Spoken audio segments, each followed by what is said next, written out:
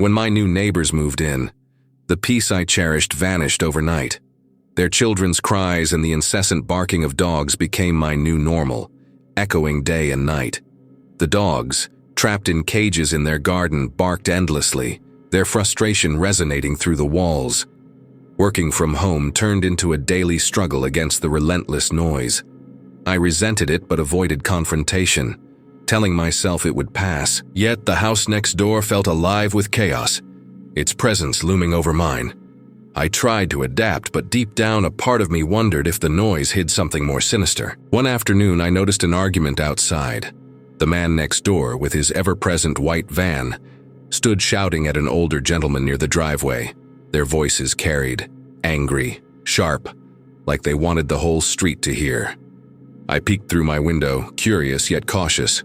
The older man, red-faced and agitated, eventually stormed off, leaving my neighbor fuming. He slammed his front door with such force that the walls seemed to shudder. I tried to shake it off and focus on work, but the tension lingered. That argument felt like a crack in the surface, something unsettling brewing underneath. A few days after the argument outside, something changed. The white van, usually parked in front of their house like a permanent fixture, was gone. At first, I didn't think much of it. People have jobs, errands, lives to live. But as the hours stretched into days, the absence of that van began to feel significant. It wasn't just the van. The noise that had become such a constant, maddening backdrop to my life had vanished too. No barking, no children crying in the night. Just silence. A silence so complete it felt wrong. The kind of silence that makes you hold your breath without realizing. I caught myself standing by the window more often, staring at the empty driveway and darkened windows. Every time I looked, the house seemed to shrink into itself, as though it were trying to disappear.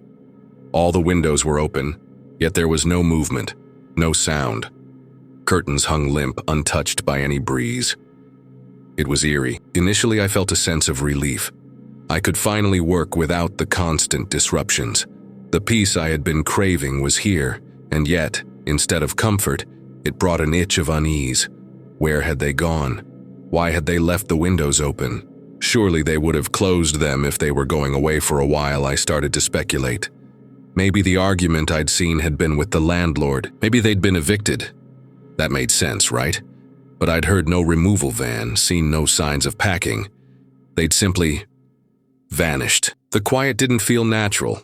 It felt imposed, like the house itself was holding its breath, waiting for something. The empty dog cages in the garden didn't help. Every time I passed my bedroom window, I couldn't help but glance down at them. They were just sitting there, untouched, the way someone might leave things behind in a hurry. Days turned into a week, then two. The van didn't return and the house remained silent. At night, I'd catch myself listening intently, straining to hear something, anything. But there was nothing. No dogs, no children, no voices. Just an oppressive quiet that felt heavier with each passing day. One evening, as I was cleaning up after dinner, I thought I heard something faint. I stopped and held my breath, listening. It was so subtle I almost dismissed it, a low creak like old wood shifting. I rushed to my bedroom and looked out at the garden. The cages were still there, empty and unmoving.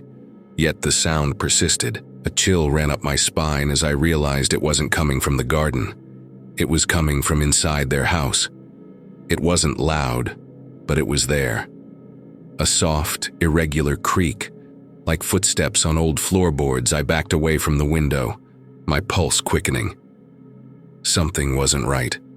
The house wasn't just silent, it was watching, waiting. And deep down, I knew. Whatever had driven the noise away wasn't something I wanted to meet. It was late at night when I first heard it. I was lying in bed, exhausted from the day, just on the edge of sleep. That's when the sound reached me, a faint, rhythmic scratching. At first I thought I was imagining it, a trick of my half-conscious mind. But as I lay there, the noise persisted, creeping into my awareness like a slow, insistent tap on my nerves. Skirthch, skirthch.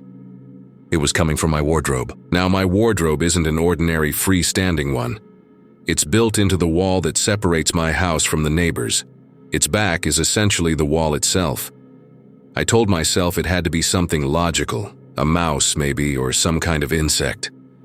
I hate the thought of anything crawling around in the house, but I couldn't ignore it. The sound continued, deliberate and measured, like something was scraping its way through. My heart began to race as I sat up and turned on the bedside lamp. The soft glow filled the room, but it did nothing to dispel the growing sense of unease. I hesitated for a moment, my hand hovering near the wardrobe door. I didn't want to open it, but I had to know. Grabbing my phone, I turned on the flashlight and slowly pulled the door open. The light pierced the darkness inside the wardrobe.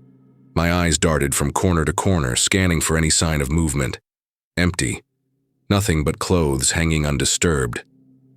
I leaned in, moving the flashlight around to be sure. Relief began to settle in.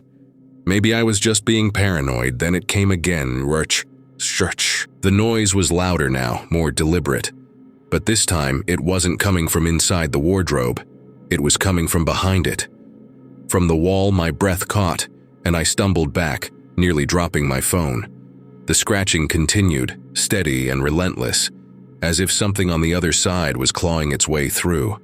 My pulse thundered in my ears, and I clamped a hand over my mouth to stifle a scream. This wasn't a mouse. It wasn't anything small. It was too loud, too deliberate. I stood frozen. The flashlight still pointed at the wardrobe's open space. The scratching seemed to grow more frantic, and for a terrifying moment, I thought the wall itself might crack open. But then, as suddenly as it had started, the noise stopped silence. I waited, holding my breath, every muscle in my body tensed for the slightest hint of sound. But there was nothing. I didn't sleep in my room that night. I grabbed a blanket and pillow and went downstairs, too afraid to risk waking up to that noise again. Over the next few days, I couldn't shake the feeling of unease. The scratching didn't return, but the silence from the house next door was heavier now, more oppressive. Something was there. Something was waiting. And the wall between us didn't feel thick enough anymore. The days after the scratching incident were tense. Every creak, every shadow, every faint sound put me on edge. I tried to rationalize it, old pipes, settling foundations, but none of it felt convincing. Something was off about the house next door. The silence wasn't just unnatural, it felt alive. I began to hear other noises, though they were less distinct. Odd thumps, faint shifts like furniture being dragged or boxes being moved. The sound seemed to wander, sometimes upstairs, other times near the connecting wall. I told myself it was just my imagination running wild, but deep down I knew better. One morning as I worked, I heard a faint creaking sound coming from the back of the house. I froze, listening intently. It was the kind of creak I'd grown used to hearing when their dogs were in the garden, shuffling in their cages. But the dogs were gone. I stood and moved cautiously to the upstairs window that overlooked their garden. Peeking out, I saw the empty dog cages sitting exactly as they had for weeks, still rusting and utterly lifeless. Yet the sound persisted, faint but unmistakable. It was coming from the cages. A chill ran down my spine as I stared. The cages rattled ever so slightly, just enough to make the sound, but there was nothing there. No dogs, no wind, nothing that could explain the noise. I stepped back from the window, feeling the hair on the back of my neck stand on end. The silence returned after that, but it didn't bring relief. It carried a weight that pressed down on the air, making it harder to breathe. I began avoiding my upstairs rooms altogether, sticking to the kitchen or the living room, where I could keep my mind distracted with mundane tasks or TV shows. Then came the day I saw the front door. It was early evening, and I had just returned from a quick trip to the supermarket. As I approached my house, I noticed their door was slightly ajar. I stopped in my tracks, staring at it. The house had been silent for weeks, yet now the door was open, as if inviting me in. I stood there for what felt like an eternity, waiting to see if anyone would appear. But nothing moved. The air around the house seemed unnaturally still. Curiosity and dread battled within me. Against my better judgment, I stepped closer. The door creaked open wider as I approached, revealing a dim hallway. Children's shoes and toys lay scattered on the floor, untouched. A faint light glowed from the kitchen at the end of the hallway, flickering slightly as if the bulb were struggling to stay alive. "Hello," I called, my voice trembling. No answer. Just as I was about to retreat, the kitchen door swung open, revealing a dark figure in the doorway. My breath caught, and every instinct screamed for me to run. I didn't wait to see more. I bolted back to my house, slammed the door and locked it, my heart pounding as if it would burst from my chest. Whatever was in that house wasn't human, and I wanted no part of it. The encounter at the neighbor's front door left me shaken to my core. My home no longer felt safe, even with the door locked and every light turned on. I spent hours sitting on the floor of my living room, trying to make sense of what I'd seen. That figure. It wasn't just a shadow, it had presence, a weight that pressed against me even from a distance. The 3 knocks came just as I started to calm down. Sharp, deliberate, and impossibly loud, they reverberated through the stillness of my house. I froze, my breath hitching in my throat. My mind raced through every possibility. Had the figure followed me? Was it at my door now, waiting for me to let it in? I didn't dare move. Seconds turned into minutes, the silence between each heartbeat growing unbearable. My eyes were locked on the door, every shadow playing tricks on my imagination. When nothing happened, I mustered the courage to inch closer, my hand trembling as I reached for the peephole.